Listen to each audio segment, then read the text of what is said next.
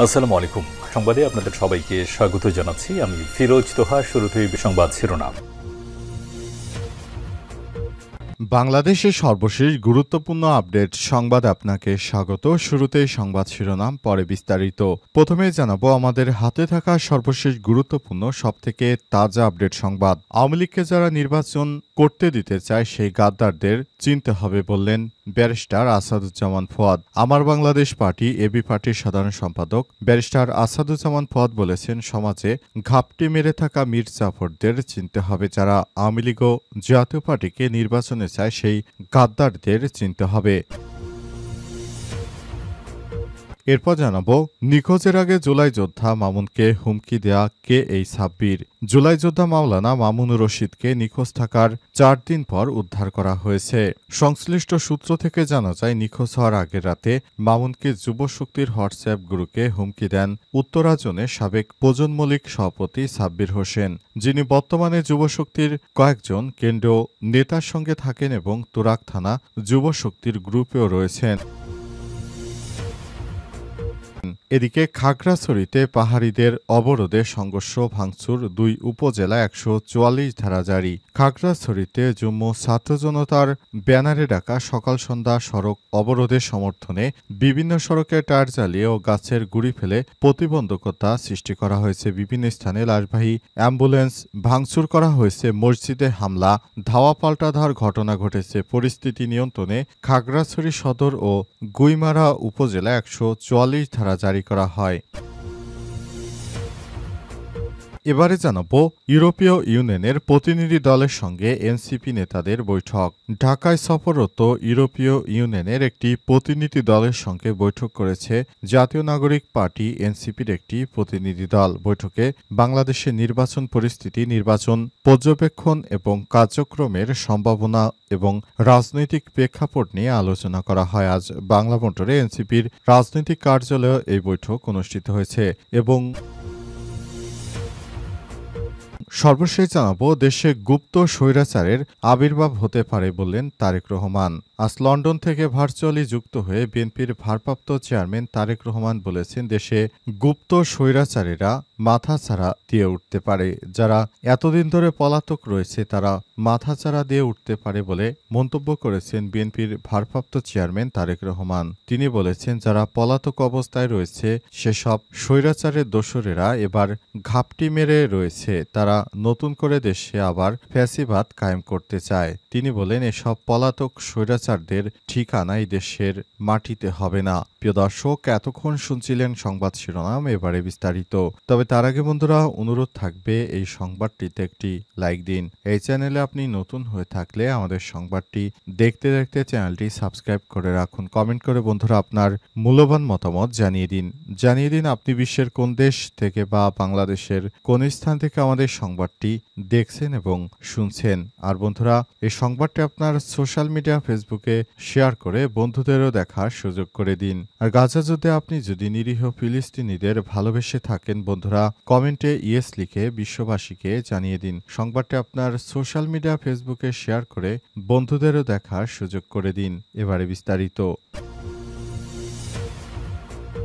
আওয়ামী লীগকে যারা নির্বাচনে চায় সেই সব গাদ্দারদের চিনে রাখতে হবে বললেন ব্যারিস্টার আসাদুজ্জামান ফুয়াদ। আমার বাংলাদেশ পার্টি এবি পার্টির সাধারণ সম্পাদক ব্যারিস্টার আসাদুজ্জামান ফুয়াদ বলেছেন, সমাজে ঘাপটি মেরে থাকা মীর জাফরদের চিনতে হবে। যারা আওয়ামী লীগ ও জাতীয় পার্টিকে নির্বাচনে চায় সেই গাদ্দারকে চিনতে হবে। আজ মানিকগঞ্জ শহরের মুক্তিযুদ্ধ স্মৃতিস্তম্ভ প্রাঙ্গণে আয়োজিত জুলাই গণসমাবেশে প্রধান অতিথির বক্তব্যে তিনি এসব কথা বলেন। ফুয়াদ বলেন, আগামী কারা কারা আওয়ামী লীগকে নির্বাচনে চায়, জাতীয় পার্টিকে নির্বাচনে আনতে চায়, এস আলমের টাকায় আওয়ামী লীগকে পুনর্বাসন করতে চায় ও 1400 শহীদদের রক্তের সঙ্গে গাদ্দারি করতে চায়, সেই গাদ্দারদের চিনতে হবে। তিনি বলেন, আমাদের মোদ্দা কথা হচ্ছে বাংলাদেশ স্বার্থে শত্রুপক্ষের সঙ্গে কোনো আপোষ করা হবে না। দিল্লির আধিপত্যের প্রশ্নে কোনো আপোষ করা হবে না। এই ব্যাপারে বাংলাদেশের স্বার্থে আমরা কোনো ছাড় দেব না। ব্যারিস্টার ফুয়াদ আরও বলেছেন, এস আলমের টাকা শুধু শেখ হাসিনা খায় না। বর্তমানে দেশের অনেক রাজনৈতিক দলের নেতারা এসালামের টাকায় ব্যবসা করছে এবং খাচ্ছে। ওই টাকা বিদেশে তাদের ছেলেমেয়েরা পড়াশোনা করছে। ও এই জায়গায় মাথায় রাখতে হবে ১৭৫৭ সালে ২৩শে জুন কিভাবে স্বাধীন নবাবের পতন ঘটেছিল। কারা কারা আজ আমাদের আপনাদের মধ্যে বাস করে মির্জাফর, উমিচাঁদ, ঘসেটি বেগম এবং জগৎ শেঠের মতো কাজ করছে তাদের চিহ্নিত করতে হবে বলে জানিয়েছেন ব্যারিস্টার আসাদুজ্জামান ফুয়াদ। নিখোঁজের আগে জুলাই যোদ্ধা মামুনকে হুমকি দেয়া হয় কে এই সাব্বির। জুলাই যোদ্ধা মাওলানা মামুনুর রশিদকে নিখোঁজ থাকার ৪ দিন পর উদ্ধার করা হয়েছে। হঠাৎ করে তিনি ফজরের নামাজ পড়তে বের হন। এরপর তাকে একটি রিকশায় ২ জন ডাকে, ভাই আমাদের সাথে একটু কারণ বাজার চলেন, আমাদেরকে কিছু চাঁদাবাজরা ধরে। তিনি সক্রিয় জুলাই যোদ্ধা হওয়ার কারণে তিনি এখন চাঁদাবাজদের কোনোভাবেই তিনি সমর্থন করেন না। তাই তিনি সেসব বিষয়গুলো দেখার জন্য তিনি কারণ বাজারের উদ্দেশ্যে যাচ্ছিলেন। কিন্তু পথিমধ্যে তার উপরে এই ধরনের হঠাৎ করে তার উপরে হামলা চালায় এবং তাকে অচেতন করে একটি প্রাইভেট কারে করে নিয়ে যাওয়া হয় এবং সেখানেই তাকে আটকে রাখা হয়। অবশেষে প্রশাসনের কর্মকর্তারা চেষ্টা চালিয়ে তাকে উদ্ধার করেছে। তবে তিনি গুম হওয়ার আগে তাকে একজন হুমকি ধামকি দিয়েছিল। তার বিষয়ে জানা গেছে বিস্তারিত। সংশ্লিষ্ট সূত্র থেকে জানা যায়, নিখোঁজ হওয়ার আগে রাতে মামুনকে যুবশক্তি হোয়াটসঅ্যাপ গ্রুপে হুমকি দেন উত্তরাজনের সাবেক প্রজন্ম লীগ সভাপতি সাব্বির হোসেন, যিনি বর্তমানে যুবশক্তির কয়েকজন কেন্দ্রীয় নেতার সঙ্গে থাকেন এবং তুরাগ থানায় যুবশক্তির গ্রুপেও রয়েছেন। তিনি লিখেন, যারা আমাদের বিতর্কিত করার চেষ্টা করেছে তাদের এবার আসল রূপ দেখাবো। সাব্বির ফেসবুকে রাজনীতি করে না, ওপেন ফিল্ডে রাজনীতি করে। এরপর তিনি শেখ গোলাম মোস্তফা ও মাহাতাব খান বাঁধনকে মেনশন করে বলেন, আপনাদের নির্দেশনার অপেক্ষায় ভাই। পরে মেসেজেই মোস্তফা রিপ্লাই করে বলে, কুল। খাগড়াছড়িতে পাহাড়িদের অবরোধে সংঘর্ষ, ভাঙচুর, ২ উপজেলায় ১৪৪ ধারা জারি।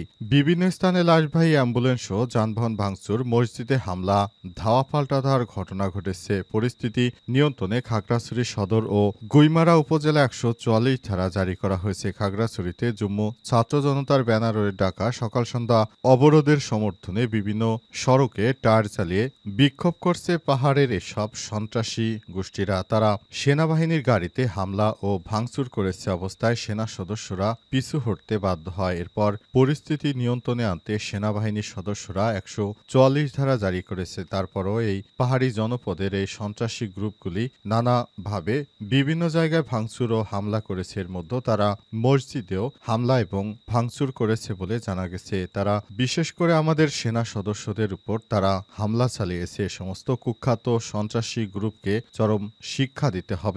এই সন্ত্রাসী গ্রুপগুলো সাজেকজার রাস্তাগুলো সব অবরোধ করে রেখেছে এবং এসব জায়গা দিয়ে কোনো যানবাহন চলতে দেওয়া হচ্ছে না। বিশেষ করে সব জায়গা দিয়ে যে অ্যাম্বুলেন্সগুলো যাচ্ছিল সেগুলোর উপরও তারা হামলা ও ভাঙচুর করেছে। তাই সবকিছু ঠিক করার জন্য সেনাবাহিনীর সদস্যরা সেখানে বিজিবি মোতায়েনের পাশাপাশি অতিরিক্ত সেনা সদস্যদেরও মোতায়েন করা হয়েছে, যাতে করে যে কোনো মুহূর্তে আইন শৃঙ্খলার যেন পরিস্থিতির অবনতি না হয় সেজন্য সরকার চেষ্টা চালিয়ে যাচ্ছে।